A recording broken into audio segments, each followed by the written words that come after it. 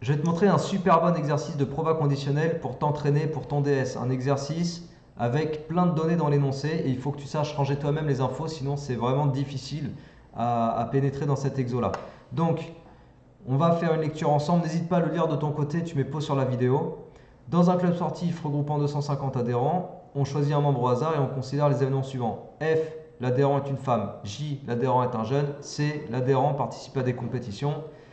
Quand on te donne un descriptif comme ça, pense aussi dans ta tête à tous les événements contraires. F bar, l'adhérent choisi est un homme. J bar, l'adhérent n'est pas un jeune. Et C, l'adhérent ne participe pas à des compétitions. On sait que 115 adhérents sont des femmes, 75 sont des jeunes, 45 sont des jeunes femmes. Et on a 250 adhérents.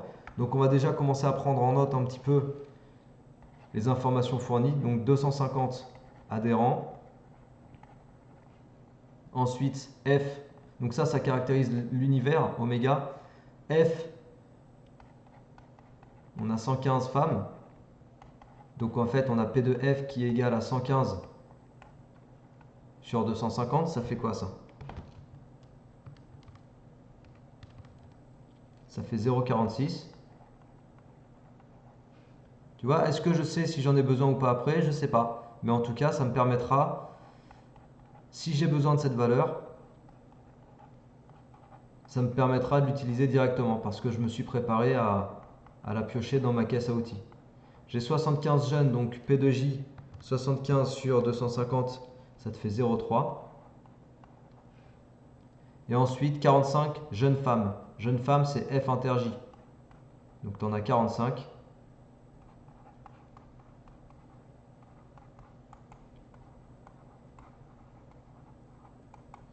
Et ça, 45 sur 250, ça te fait 0,18.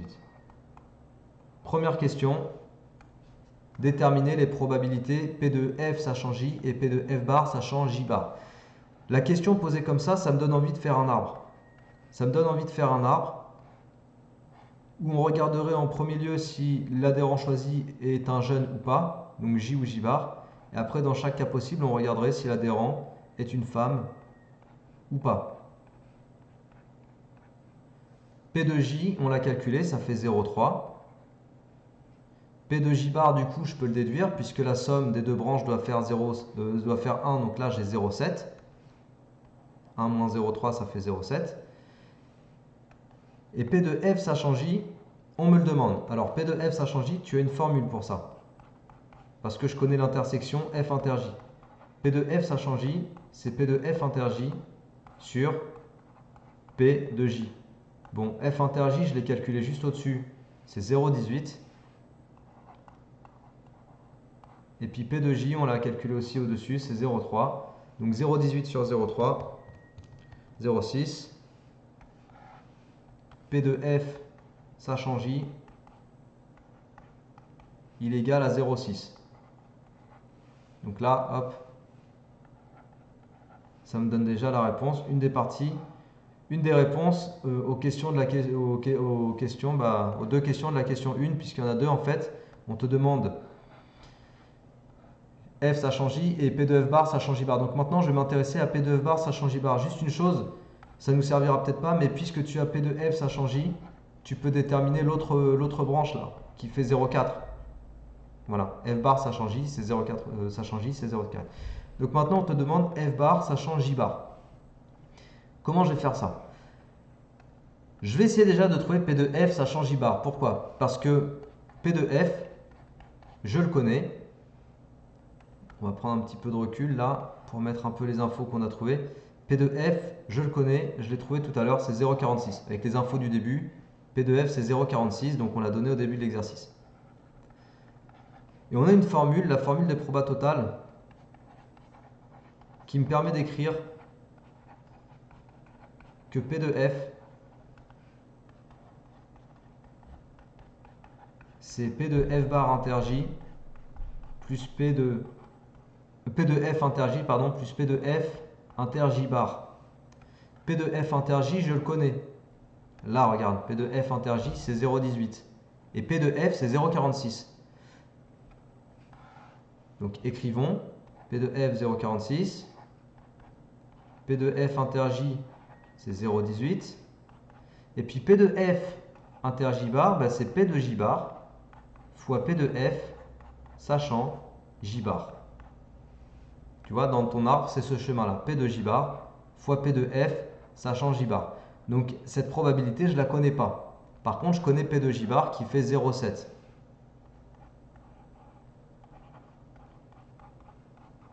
Donc, en ayant écrit ce qu'on vient d'écrire, on vient de construire une équation. Et cette équation, elle nous permet d'isoler P de F sachant J bar, c'est-à-dire connaître cette branche. Une fois que je connaîtrai cette branche, j'aurai plus qu'à déduire F bar sachant J bar. Tu as compris le délire? Donc on va calculer on va isoler 0,7 fois P de F sachant J bar.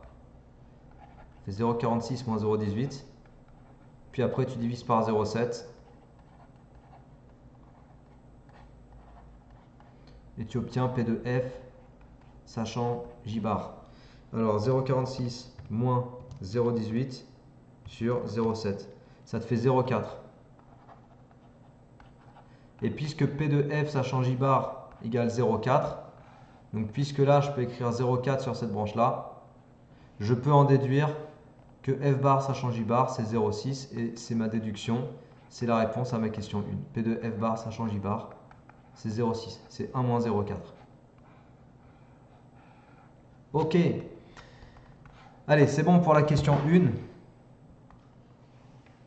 Ensuite, on va passer à la question 2 dans laquelle on va faire un diagramme de veine. Question 2A. Et tu vas voir, ça aussi, c'est une autre réjouissance. Je ne sais pas si tu connais le diagramme de veine, mais en fait, c'est le genre de diagramme qui permet de visualiser la répartition de tous les éléments en fait, d'un ensemble. Donc là, l'ensemble, en l'occurrence, c'est les 250 adhérents. Tu vois, tu as 250 adhérents. Et puis sur ces 250 adhérents, tu as des femmes, tu as des compétiteurs et tu as des jeunes. Donc il n'y a rien à l'échelle. Et puis tu as aussi des hommes. Et les hommes, c'est tous ceux qui ne sont pas dans le groupe des femmes. Et tu as des hommes qui sont jeunes, tu as des hommes qui sont compétiteurs, et puis tu as des hommes qui sont ni jeunes ni compétiteurs. Donc tout ce qui est autour, en fait, c'est les hommes qui sont ni jeunes ni compétiteurs, mais qui sont quand même adhérents du club.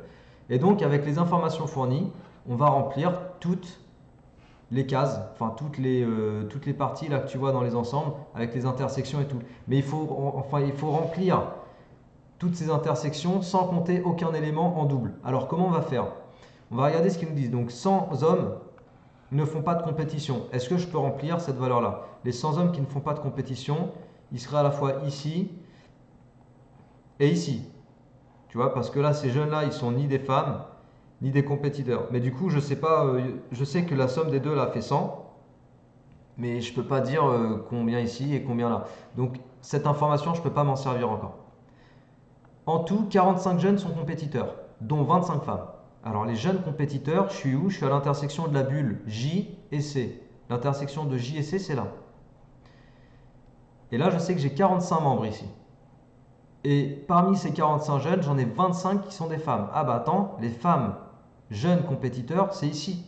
Bon bah voilà, en fait, on sait que là où tu as la pastille rouge, c'est 25 qu'il faut écrire parce que ça représente les 25 jeunes femmes compétiteurs. Voilà.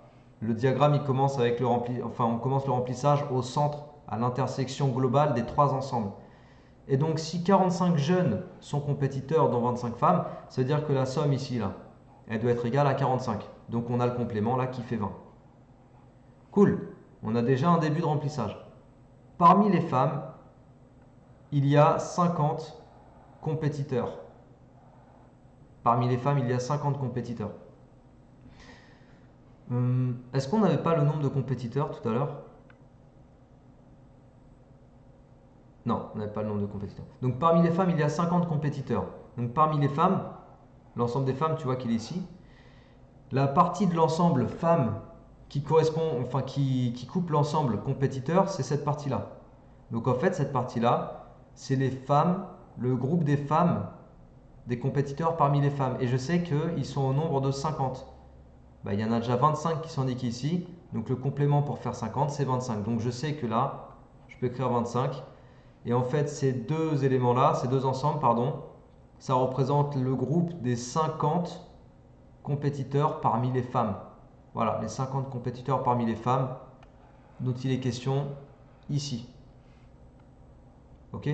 Mais on n'écrit pas directement 50. Comme tu as vu, il faut décomposer les choses pour pas compter des éléments en double. Ensuite, qu'est-ce qu'on va dire?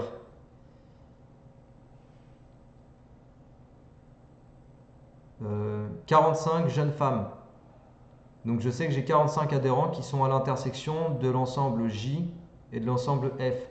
L'intersection de J et F, il est ici, comme tu peux le voir. Et en tout, ça doit faire 45. J'ai déjà 25, du coup là le petit morceau qui reste, j'ai 20 adhérents ici. Et effectivement, 20 plus 25 égale 45. Ici, ça représente les 45 jeunes femmes. Bon, ça se présente bien là. Parce qu'après, on va avoir plus qu'à remplir le complément. J'ai 115 femmes adhérents. Donc la somme de tout ça, ça fait 115. J'ai déjà 70 ici. 25 plus 25 plus 20.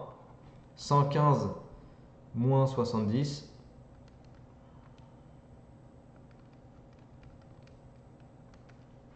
Ça te fait 45. Donc là, le complément, 45. Et la somme de ces quatre petits groupes, on peut refaire dans l'autre sens si tu veux. 45 plus 25 plus 25 plus 20. La somme, ça fait 115. Ici, tu as toutes les femmes qui sont représentées. Tu as 75 jeunes. Alors 75 jeunes, c'est tout ça les 75 jeunes. Donc j'en ai déjà une partie là qui est comptabilisée. 20 plus 20 plus 25, ça fait 65. Et si tu as 75 jeunes en tout, le complément là pour aller à 75, c'est 10. Et qu'est-ce qu'il nous reste? Il nous reste à exploiter cette information-là en fait. 100 hommes ne font pas de compétition. Alors les hommes qui ne font pas de compétition, c'est tous ceux qui sont à l'extérieur de la bulle compétition, de la bulle femme. C'est tout ça en fait. Ça, c'est les hommes qui ne font pas de compétition. Donc là, j'ai 10 hommes qui sont jeunes et qui ne font pas de compétition. Et en tout, on me dit que 100 hommes ne font pas de compétition. Donc si j'en ai 10 ici, là, il m'en faut 90. Donc là, j'ai 90 hommes qui ne font pas de compétition. Et puis là, c'est quoi? C'est des hommes aussi. Mais c'est des hommes qui font de la compétition. Donc combien j'ai d'hommes en tout? J'ai 115 adhérents, j'ai 115 femmes adhérents, j'ai 250 adhérents. Donc du coup, si tu veux le nombre d'hommes, tu fais 250 moins 115, ça te fait 135.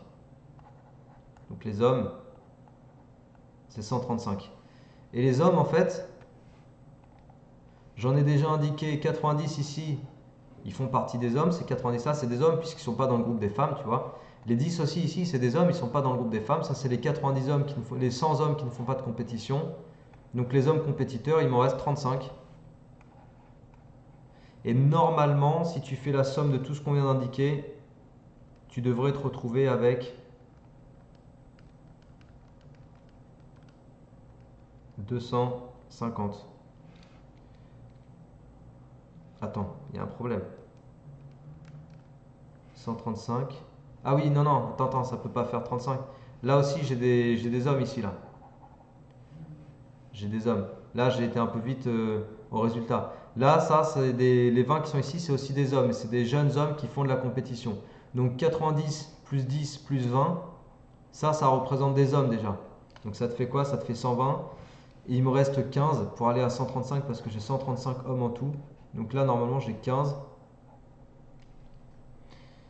Il y a un truc qui me chagrine. 90 plus 10 plus 20 plus 15, ça fait 135. Ensuite, plus 20 plus 25 plus 25 plus 45, ça fait 250. Donc non, normalement là c'est bon. 90 plus 10 plus 20, je vérifie une deuxième fois pour être sûr. Alors l'intérêt de ne pas avoir les corrections des exos et de les faire soi-même, c'est que tu cherches les exos par toi-même et du coup tu te creuses la tête un peu, ce que je fais pour toi là, pour te montrer au mieux. Donc voilà, ton diagramme de veine il est fait, on l'a rempli au fur et à mesure, j'ai essayé de te montrer exactement comment fallait faire pour remplir ce genre de diagramme. La plupart du temps, il faudra que tu trouves l'information qui te permet de remplir l'intersection qui est tout au centre. Et après, au fur et à mesure, tu remplis les intersections et petit à petit, tu vois, t'élargis le remplissage de ton diagramme. En tout cas, ça c'est fait. Et je te propose d'essayer de retrouver le résultat qu'on s'était donné, la P de F bar sachant J bar. On va voir si on peut retrouver 0,6. Donc F bar sachant J bar. Est-ce que je peux le retrouver ça? P de F bar sachant J bar. Donc je regarde parmi tous les adhérents qui ne sont pas des jeunes. Donc tous les adhérents qui ne sont pas des jeunes, c'est tous ceux-là. Tu vois, c'est tous ceux qui ne sont pas dans le groupe des jeunes. Donc c'est 90 plus 45 plus 25 plus 15.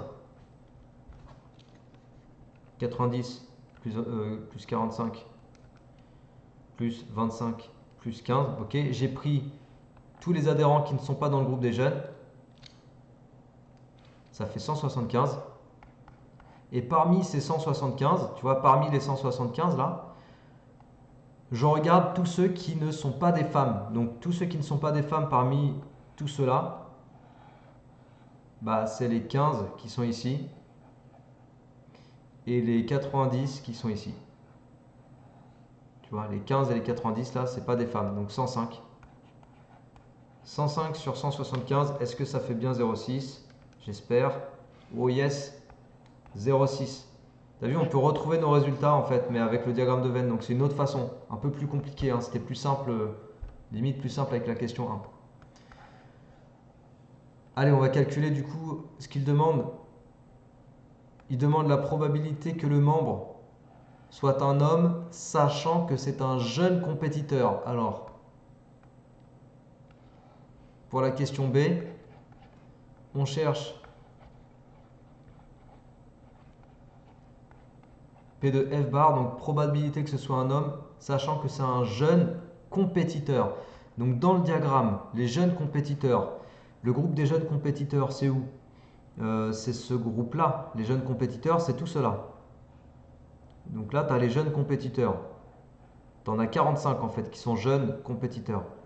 Et parmi ces 45, les hommes, c'est les 20 qui sont là, parce que les 25 là, c'est des femmes. Donc là, c'est les hommes parmi les jeunes compétiteurs, donc 20 sur 45. Tu as 20 hommes parmi les jeunes compétiteurs qui sont eux au nombre de 45. Et 20 sur 45, je vais te dire ce que ça fait. Ça te fait 4 neuvièmes.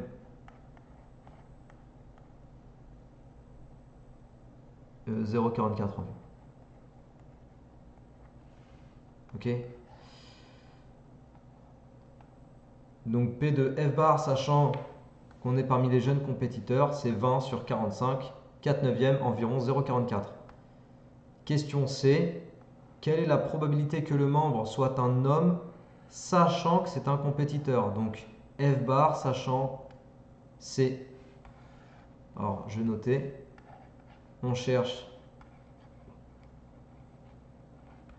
P de F bar, sachant C. Donc les compétiteurs, j'en ai combien des compétiteurs? Les compétiteurs, j'ai tout ça. Donc 20 plus 25 plus 25, alors 50, 70, 70 plus 15, 85. Donc j'ai 85 compétiteurs. Et parmi ces 85 compétiteurs, j'ai combien d'hommes? Les 20 qui sont là, c'est des hommes. Les 15 qui sont là sont des hommes. Parce que on n'est pas, encore une fois, pourquoi je sais que c'est des hommes? Bah parce que je ne suis pas dans l'ensemble des femmes. Donc c'est forcément des hommes. Ok, donc 20 plus 15, ça te fait 35. Donc 35 sur 85. Alors 35 sur 85.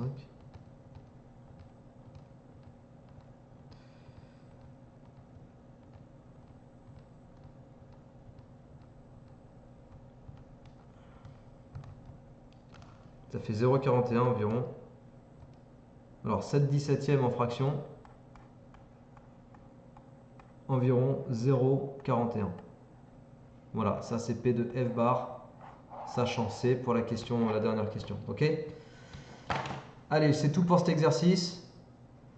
J'espère que ça t'a plu. J'espère que tu as compris que dans un exo comme ça, il faut vraiment savoir chercher les données par toi-même et modéliser. Tu as vu, l'exercice s'appelle modéliser. Ça veut dire à toi de construire tes arbres, à toi d'avoir l'idée d'aller poser une équation. Pour la question 1, c'était une équation en gros. Diagramme de veine, il t'a indiqué qu'il fallait le faire, mais des fois, c'est à toi d'avoir l'idée de faire un diagramme de veine aussi. Donc voilà, n'hésite pas à refaire cet exercice, à le maîtriser. Si il t'a plu, si la vidéo te semble utile, n'hésite pas non plus à partager cette vidéo autour de toi, puisque peut-être des collègues à toi vont avoir envie de s'entraîner sur un exo comme ça. Abonne-toi à ma chaîne, comme ça tu as tout mon travail au fur et à mesure, toutes les vidéos que je sors. Et puis sinon, d'ici là, travaille bien, motive-toi bien, courage à toi. Ciao!